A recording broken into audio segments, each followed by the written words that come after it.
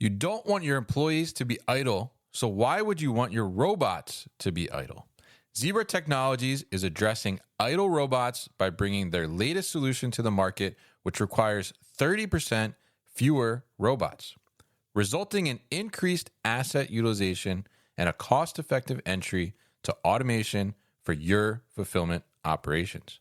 The Zebra Symmetry fulfillment ecosystem is bringing you balanced utilization, more cubic capacity, and optimized pick paths so you can operate at peak performance. Want to take your fulfillment operation to the next level? Learn more at zebra.com or click the link in the show notes.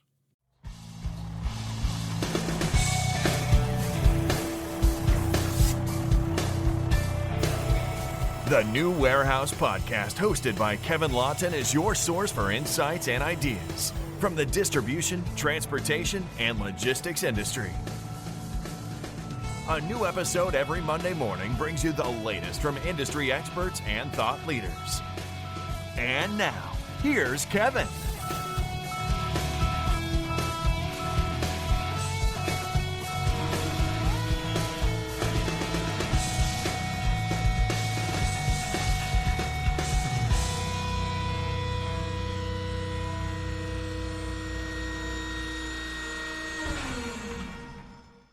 Hey, it's Kevin with the New Warehouse Podcast, bringing you a new episode today. And on today's episode, I'm going to be joined by Marinus Bouwman, who is the product manager and business development over at KNAPP. And we are going to talk a little bit about KNAPP, what they do and what he's focused on over there. But we're also going to talk about some of the foundational elements of automation, which a little teaser is data. And we've talked about that on the show before, but we're going to dive a little bit into that and talk a little bit about master data and how KNAPP is bringing to market this product software that helps with that. And we're also going to dive a little into MFCs, micro fulfillment centers, and talk about what does that term actually mean in 2025 and how is that evolving. So, Reese, welcome to the show. How are you, sir? Thank you. Thank you for having me. Definitely. Happy to get you on. Happy to talk about this. Very interested in data. I believe in data. I'm a data believer, I will say, which I think is a good thing. It's not supposed to be a religion, right? But yeah. Definitely. It sometimes turns into one. Yeah, absolutely. So very interested in getting into this conversation with you and hearing your perspectives on it. But before we get started and get into that conversation, for people that aren't familiar, why don't you tell us a little bit about KNAPP and also tell us a little bit about your role itself and what you're focused on, because KNAPP covers quite a few things, I believe. Yeah, with pleasure. I joined KNAPP about 7 years ago now, February 2018, and have been a software product manager ever since. First product I worked on was Keysoft Packmaster, which basically calculates how to build mixed pallets.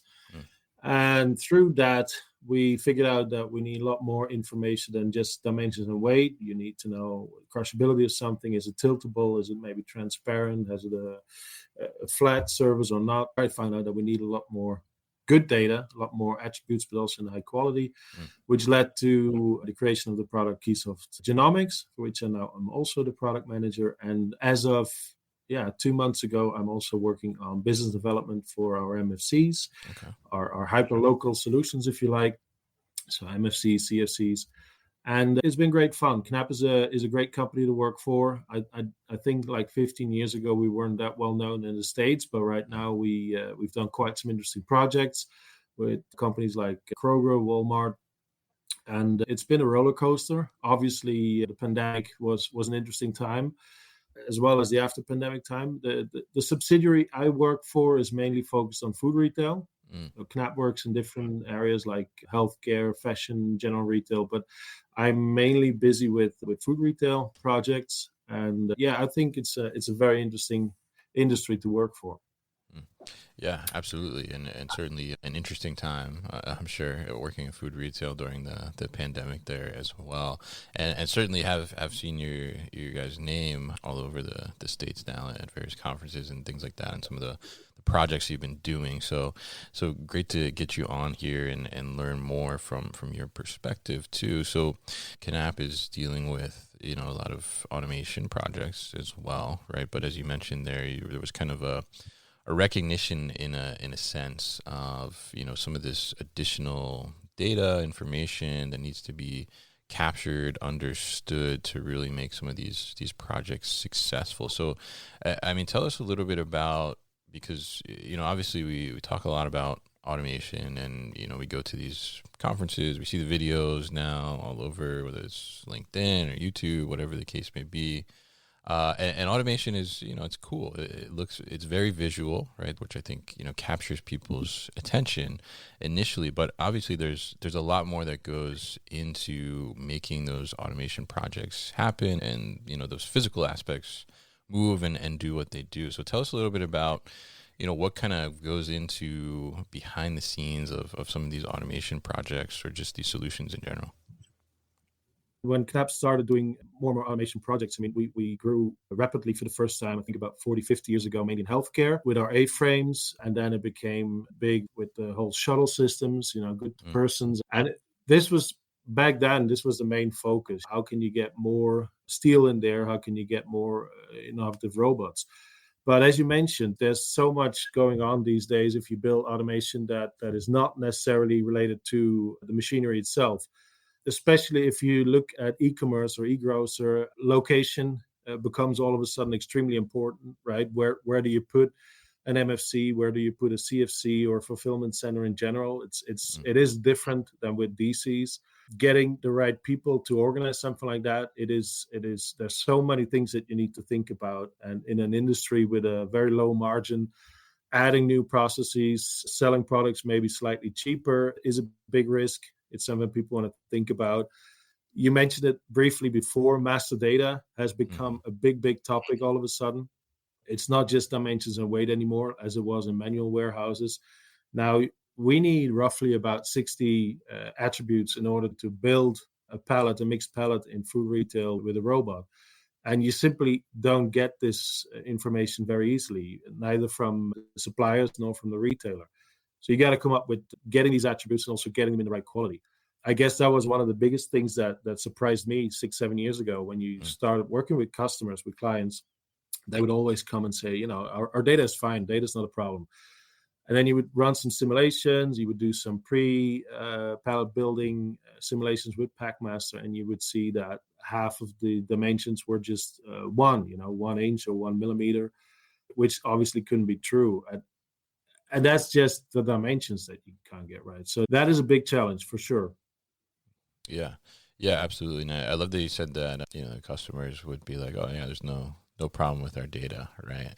And then I'm sure you uncovered some things there, but tell us a little bit about that, because, I think too, as we see a lot of transition, and I think, you mentioned the food retail space, right? I mean, there are certainly a lot of, I think, entities, warehouses, either 3PLs or, older facilities and companies that have been around for a long time, kind of in that space. They may think that, yes, their data is fine, right? Like you said, because the way they've been doing things, which may be very manually, didn't necessarily call for so much intricacies in that data. So tell us a little bit about, what kind of, from a master data perspective, I mean, what typically is kind of overlooked, and why does it matter to get that in line before trying to start to automate some of those processes? If you look at the data that they are familiar with, like maybe a barcode or like I said before, dimensions, the level of accuracy that you need for a highly automated DC or FC is completely different than for a manual one. If in your manual warehouse you maybe have your dimensions off by 1 or 2 inches, not much will happen. You can still fill your high bays, you can still do your picking. There's nothing going bust. If a robot thinks that something is an inch smaller, but in reality it's not, it will run into it with, 2-3 tons of force. The product is broken. And especially in food retail, you have quite some stuff to clean up then. So you have a lot of downtime. Like I said before, GTINs or UPC codes, in the past, maybe like 20, 30 years ago, it wasn't that strict. So you could, suppliers were using the same barcode for maybe 2 or 3 products at a time. And so a lot of systems have legacy barcodes in them now. We sometimes get a telegram for an item that has 40 barcodes in there. But we all know that there's only one physical barcode on the product. So which one do you take? Those sort of things, just getting this unique identifying in place is a tricky one, which is, by the way, one of the reasons why we started working very closely, very early on with organizations like GS1, Global Standard One, which especially in food retail are building the standard worldwide for that industry, but also other industries. But they also say they have an issue with the quality of the data. So on the one hand side, you have a number of attributes that you need, but you also need a quality in a certain quality range. Like I said, dimensions, it's typically not much more than 5 millimeters. What is that? Quarter of an inch, something like that, that you can be wrong. Weight, similar stories. We've heard stories of people, having their weight wrong in their WMS system, and all of a sudden, none of the pallets would go into the high bay because it thought it had 20,000 tons in it instead of 200 kilograms. Yeah, and then you're there, and then the robot says no, computer says no. So it's a different world for sure. There's a lot of people working on master data. You got data managers working on PIM systems, CRM systems, ERP systems, and they're doing a great job. And it's complex enough already as it is. The focus there, I think, is very often towards POS or end customer. And what we're seeing now is that we need an additional category of master data called, we're calling it automation master data, to have all these attributes in there in a certain quality. And we hope that we can get more data managers on board to help us with that. Because the earlier on in the supply chain we can get that right, the more we'll benefit from it. Right now, we're doing it the other way around. We're getting this data when the item hits the docks in the automated warehouse. And that's pretty late on in the process. Interesting. Yeah. And I think that's a really great point there where you mentioned that the weight is off, and all of a sudden, they think that this pallet weighs 20,000 tons, right? But if you think about, a manual operation, well, a human is going to say like, oh, I know this doesn't weigh 20,000 tons, right? So, I'm just going to navigate around that and, still get the task done.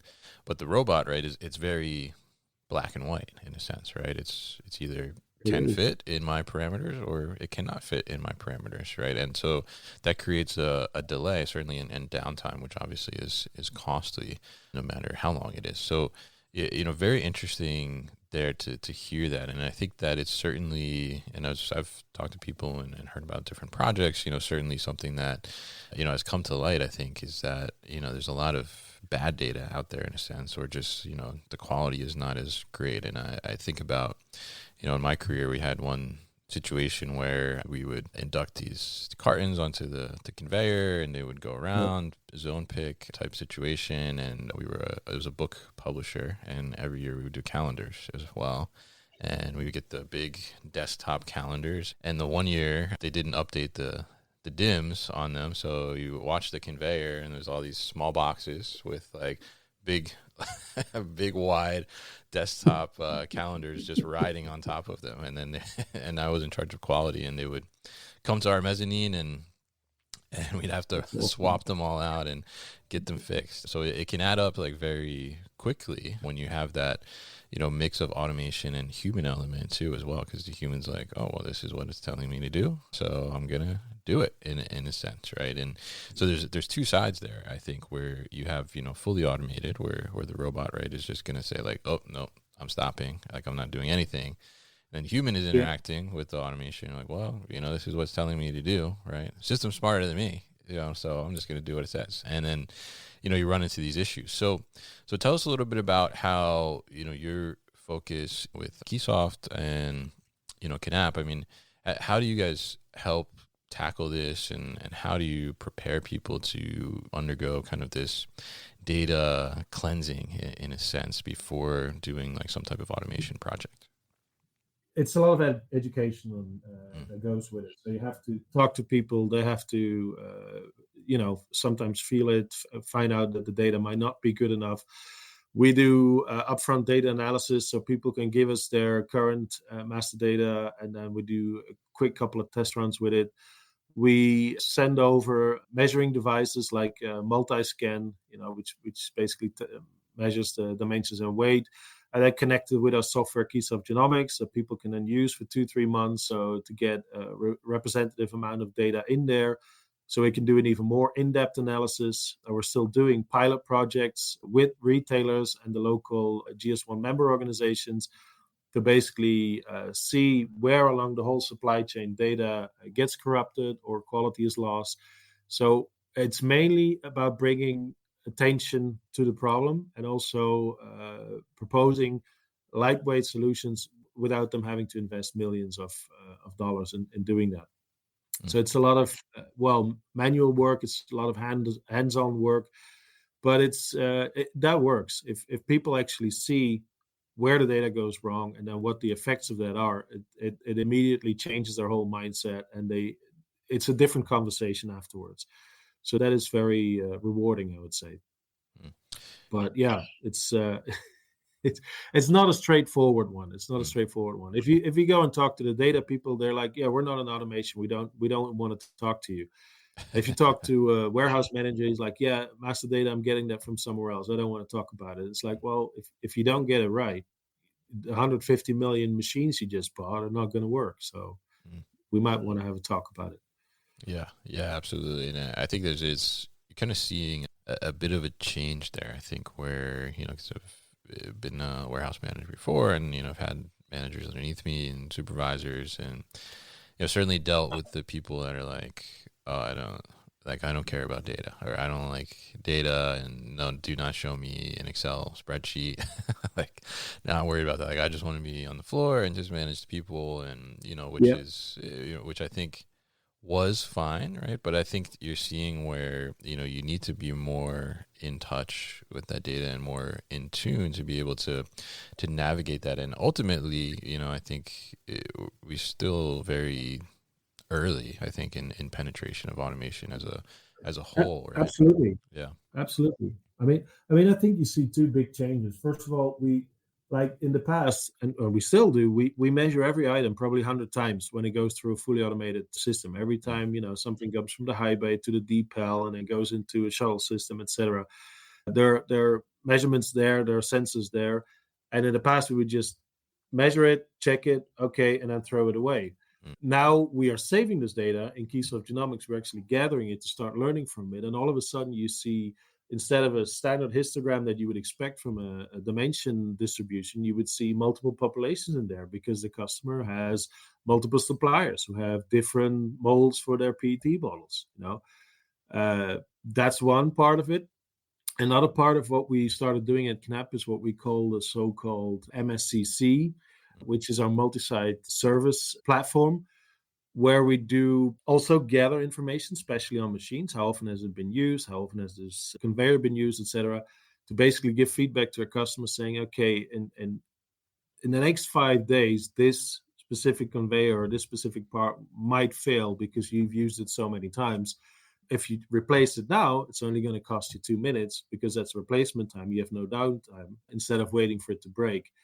So we're starting to learn to get a lot more out of data, but I totally agree with you. We're just at the beginning. It's not just the warehouse, is it? You got this whole circular economy thing coming in our direction, where we need to know at any point in the supply chain what is what and where it is and what its condition is, even if it's being reused. And so everything's going to have to work so much closer together that I think not doing nothing is not an option.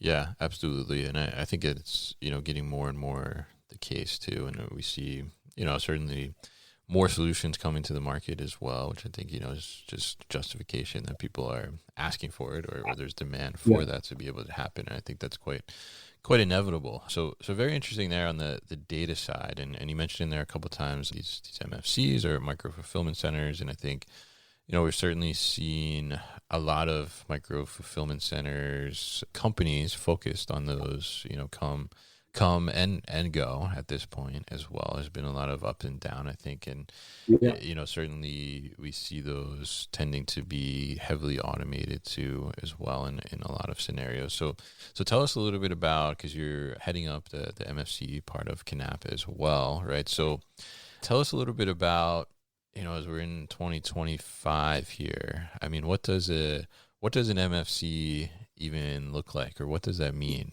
these days? Because I think there's a lot of varying definitions I've seen. Yeah, absolutely. And I think it's also a term that is no longer fit for the market. So I think when we Mm. started working on these type of solutions, 2018, 2019, we basically called them MFCs, Yeah. micro fulfillment centers, because the idea then was, I just build them next to a supermarket and all of a sudden I can do e-grocer or e-commerce. We've built quite a lot of them, some very successful, some a little bit less successful. And what we've learned over the years is that it's not just a question of, hey, how big does it need to be and how much can I put in there and how much can it grow over the next 2 years or 5 years. But because it's so close, so hyper local, as we call it, to the customers, costs, last mile delivery topics. How do I deal with my margins? Do I give the transportation and last mile for free? Do I charge people for it, which then influence maybe their buying behavior, inventory management?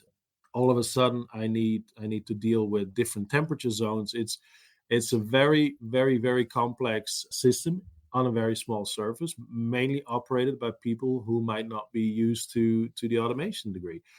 And what we've also seen is that some actually did want to buy or build a very small one with 2 aisles next to the supermarket, and some wanted to build one in the middle of 5 supermarkets that looked more like a small CFC, if you like. So we actually stopped using the term MFC per se and really go for highly automated solutions for the hyperlocal e-grocery business.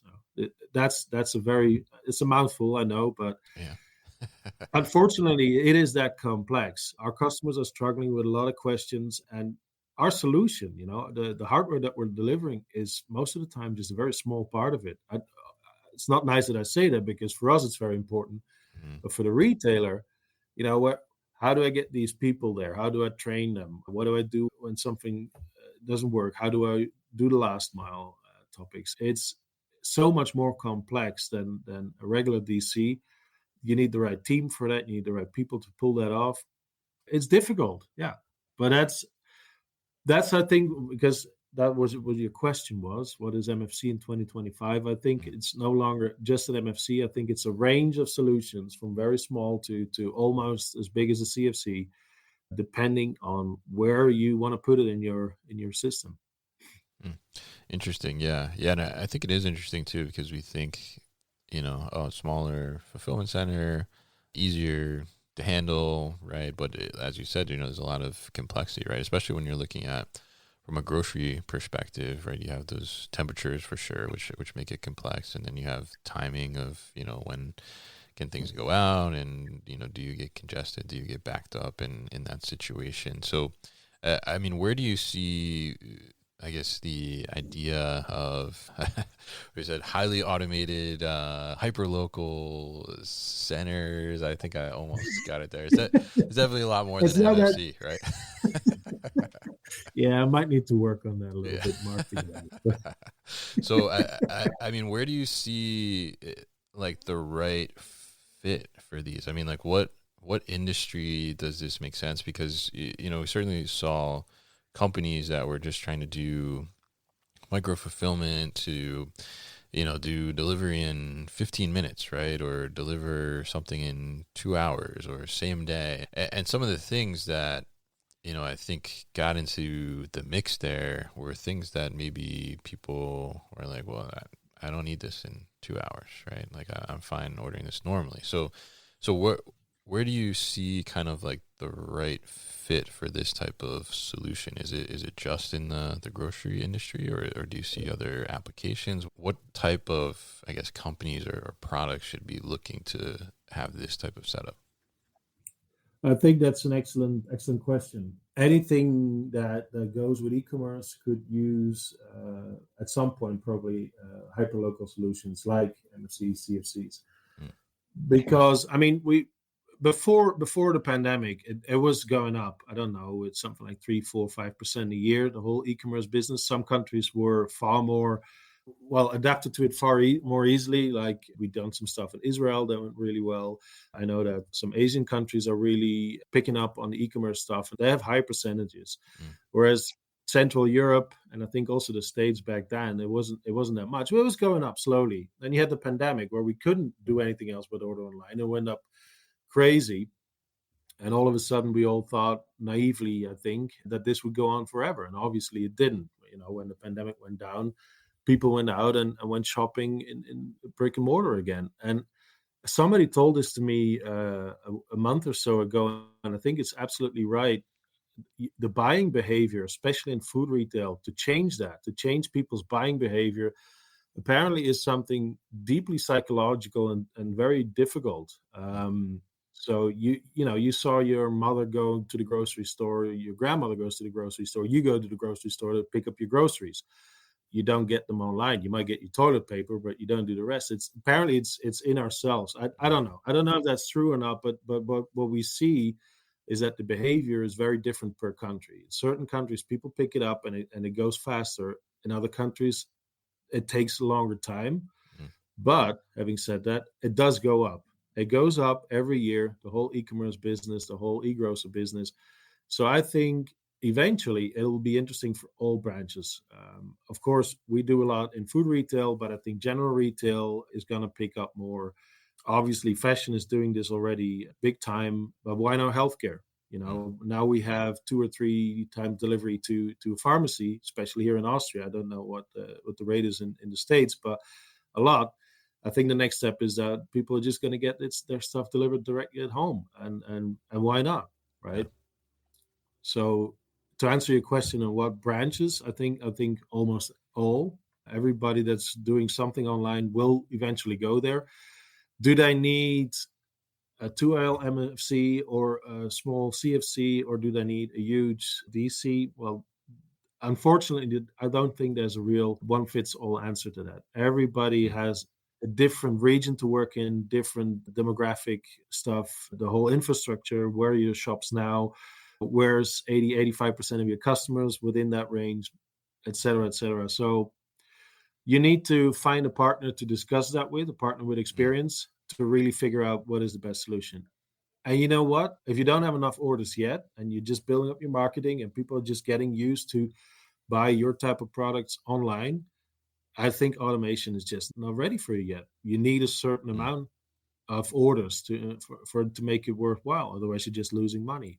Having said that, if you have a certain amount of orders, automation is definitely sure there to give you that 3, 4, 5% margin, for example, in food retail. Yeah, absolutely. And I think that's a great perspective there, because I think there is, opportunity. I mean, we see certainly where, certain stores are leveraging their brick and mortar space essentially as like a MFC too, right? And doing fulfillment out of them to be local in that sense. But I think that's a great point, and kind of, ties the conversation all together. You got to look at the data in a sense, right? I mean, where your customers at, and how many orders are you getting, and what makes sense there to make that step, and is there demand, right? Like there's certainly something to be like, oh, we could deliver your lipstick to you in 2 hours, right? But how many scenarios are there where you need lipstick in 2 hours? I mean, I have no idea. I don't wear lipstick. I'm sure you don't either. I totally agree with you. And I think, for example, from our point of view, we were naive there as KNAPP as well in 2019-20, where we just trying to sell that for every situation. Literally thinking, you have 200 orders a day now, but if you have this automation, it'll go up to 600. Well, guess what? It does not. A lot more comes into play, exactly like you said. Do the customers indeed need that speed? And if not, then maybe a different solution is better, So I totally agree with you. It doesn't fit every situation. Yeah, absolutely. And I think it's very interesting to see how that's evolved, because it was such a hot topic, and certainly something that I think caught a lot of investment too in the investment space, and these different companies trying to do micro fulfillment in different types of ways. So it's interesting to see how that's kind of changed and evolved a little bit. And even the idea of like, well, everybody wants everything right away. I think that perspective has changed a little bit too. And, even though we saw, Amazon kind of pushing that in a sense, I think that they obviously have the infrastructure to try and push those types of things. And then if, you're just an e-commerce brand trying to jump in there and do the same type of thing, you certainly don't have that infrastructure and demand built up quite yet. So very interesting to talk to you here, Reese, and learn a little bit about your perspective. And I think the data side, all things point to data, I will say. And I think even in our discussion around MFCs, it certainly proves that as well. What does the data tell you that you should be doing, and what would make sense for your market and the customers that you're serving. So very interesting to talk to you here today and learn a little bit about this and what you guys are doing for the data side of things, and also the hyper local, highly automated MFC side of things as well. So if people are interested in getting in touch with you or learning more about KNAPP and what you're doing, what's the best way to do that? Yeah, thank you very much for having me as well. It's always nice to talk about it, and I like to talk about it too much sometimes. So thank you for giving us that time. And I'll work on the marketing message for the automated solutions in the hyperlocal e-grocer market. Yeah, man. I mean, this is supply chain. We love acronyms. We need an acronym. We need a proper acronym. Yeah, we'll figure it out. Now and we'll see where it goes. But I am convinced that this MFC CFC business is going to grow. It's not going to go as fast as we thought, but there's so many reports and so many people you talk to that say, well, actually, it's going to come. The pressure is not there yet. 3, 4, 5% growth a year doesn't really justify that you immediately switch everything. But I guess being prepared, talk to companies like us, talk to people, figure out what, from what point on would it make sense and in what form would it make sense. That's one thing. And also the whole master data story, as you say. I mean, it's really my favorite topic, to be honest. I've been working in this for so long. We have to figure it out. We have to figure out how we get better quality data and more attributes for this data in the whole supply chain far earlier on. And this can only be done by building bridges between suppliers, retailers, organizations like GS1, suppliers like KNAPP, and maybe even also end customers. I don't know. Yeah, absolutely. And what's the best way to learn more about KNAPP? To learn more about KNAPP, well, you can give me a call, but we have an office in Atlanta where we have almost 800 people now. So they're more than happy to talk to you in the United States.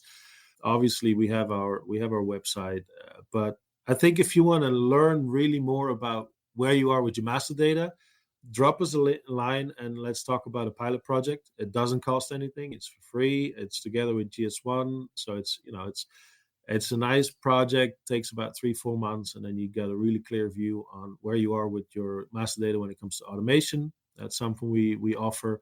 When it comes to automated solutions for hyperlocal e-grocery, I guess a conversation would be best as well. Just, sit down, look at your order structure, look at what your plans are for the future, and then get a real feedback from our experience from the last 6-7 years, what would make sense and what would not. All right, great. And we'll definitely put information so people can easily find all of that at thenewwarehouse.com, as well as in the show notes here. So, Reese, thank you very much again for joining me on the show today.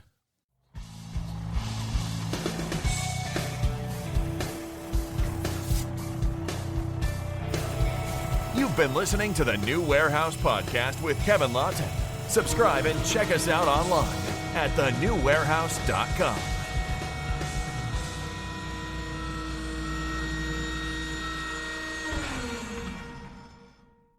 Enjoyed this episode?